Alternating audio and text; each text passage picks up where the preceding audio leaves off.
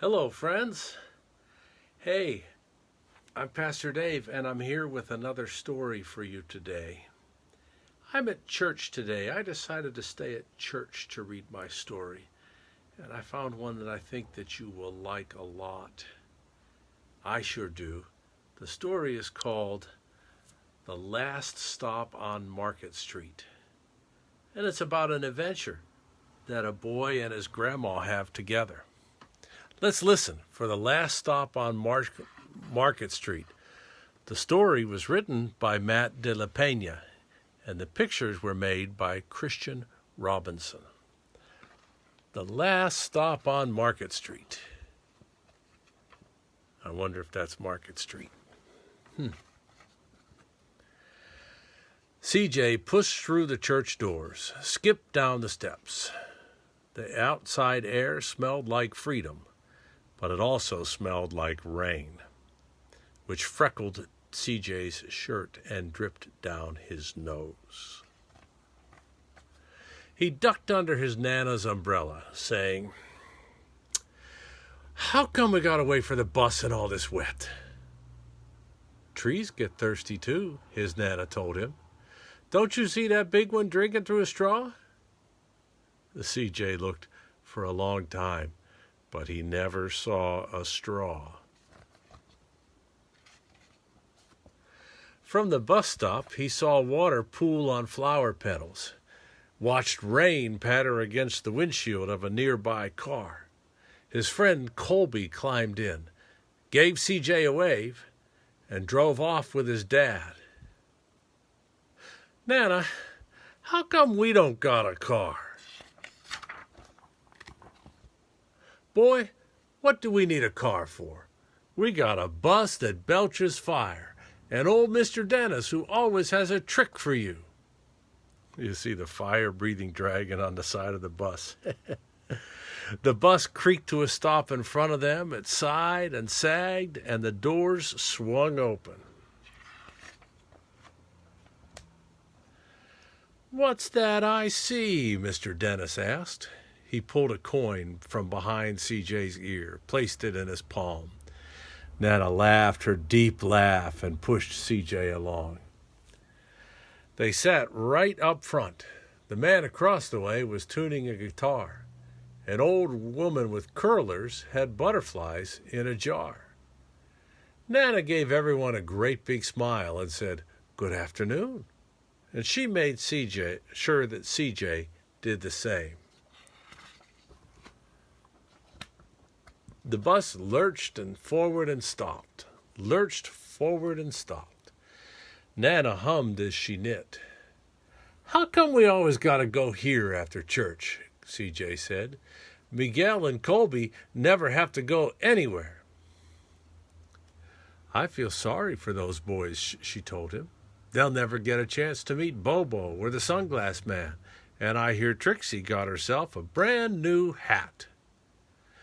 CJ stared out the window, feeling sorry for himself. He watched cars zip by on either side, watched a group of boys hop curbs on bikes. A man climbed aboard with a spotted dog. CJ gave up his seat. "How come that man can't see?" "Boy, what do you know about not seeing?" Nana told him. "Some people watch the world with their ears." "That's a fact. Their noses, too," the man said, sniffing in the air. "That's a mighty fine perfume you're wearing today, ma'am." Nana squeezed the man's hand and laughed her deep laugh. Two older boys got on next. CJ watched as they moved on by and stood in the back. "Sure wish I had one of those," he said. Nana set down her knitting. "What for? You got the real live thing sitting across from you. Why don't you ask the man if he'll play us a song?" CJ didn't have to ask. The guitar player was already plucking strings and beginning to sing. "To feel the magic of music," the blind man whispered, "I like to close my eyes." Nana closed hers too. So did CJ and the spotted dog. And in the darkness, the rhythm lifted CJ out of the bus, out of the busy city. He saw sunset colors swirling over crashing waves, saw a family of hawks slicing through the sky. He saw the old woman's butterflies dancing free in the light of the moon. CJ's chest grew full and he was lost in the sound, and the sound gave him the feeling of magic. The song ended and CJ opened his eyes. Everyone on the bus clapped, even the boys in the back. Nana glanced at the coin in CJ's palm, and CJ dropped it in the man's hat. "Last stop on Market Street," Mr. Dennis called. CJ looked around as he stepped off the bus. Crumbling sidewalks and broken down doors, graffiti-tagged windows and boarded-up stores.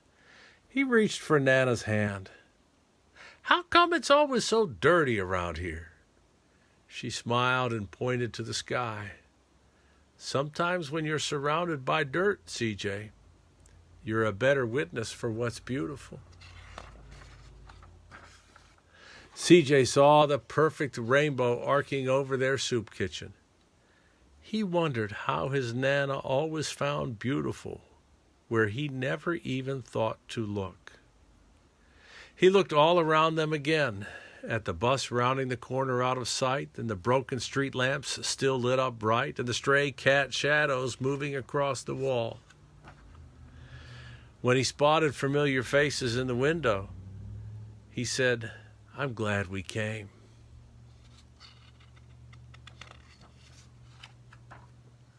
He thought his Nana might laugh her deep laugh, but she didn't. She patted him on the head and told him, "Me too, CJ. Now, come on." And that's the end of this story of the last stop on Market Street. You know what I like best about that story? I like the part where it says CJ wondered how his Nana always found beautiful where he never thought to look. I hope that today you have somebody in your world who can help you find some place to look for beauty. No matter where you are, there's something good happening. There's something beautiful around you. And I hope that you'll be able to see it. When I think of beautiful things in my life, I think about you. And I'm glad that you and I like stories together. I hope that you have a great day. And I'll be back tomorrow with something very special. Goodbye.